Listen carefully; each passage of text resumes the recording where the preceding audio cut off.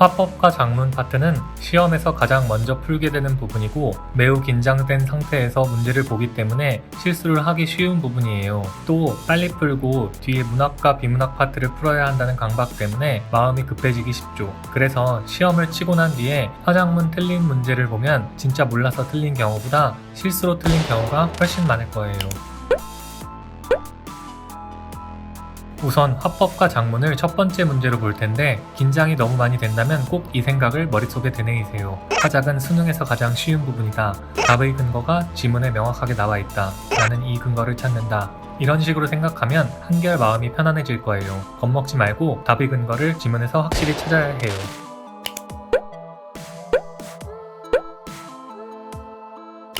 화법과 작문 문제를 풀 때 여러분들이 놓치기 쉬운 부분이 있어요. 바로 지문의 발문인데요. 다음 글은 강연이다, 다음 글은 토론이다 등등 이런 내용이 보통 지문의 발문에 나오죠. 이 발문은 곧 지문의 내용을 결정해요. 따라서 지문과 문제의 유형을 나누고 유형별로 접근하면 훨씬 쉬워질 수 있어요. 예를 들어 다음 글은 강연이다 라고 나와 있다면 강연글 유형의 특징을 생각하는 거예요. 강연을 하는 이유는 무언가 전달하고 싶은 것이 있어서 알려주고 싶은 것이 있어서 하는 것이죠. 그렇다면 잘 전달하기 위해서는 설득력이 가장 중요한 요소일 거예요. 그래서 강연 유형의 문제는 무엇을 전달하려고 하는지, 설득력을 높이기 위해 어떤 방법을 사용하는지, 말하기 방식이 어떠한지, 예를 드는지, 수치 자료를 가져오는지 등등에 집중하여 글을 읽어야 합니다. 이렇게 하면 자연스럽게 문제를 푸는 속도 빨라진답니다.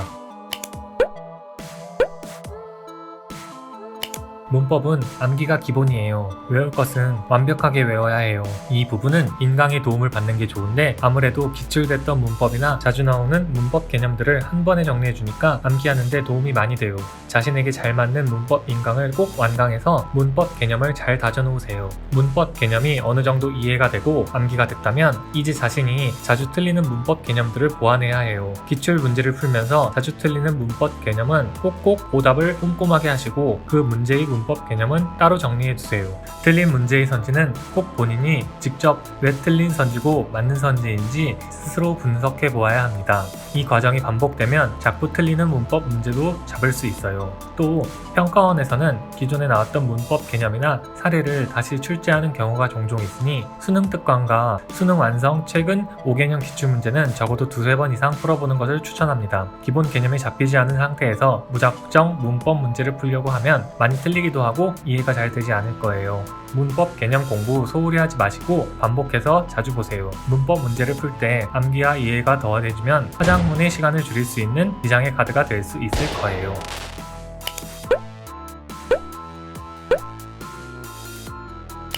화작문의 골든타임은 20분이에요.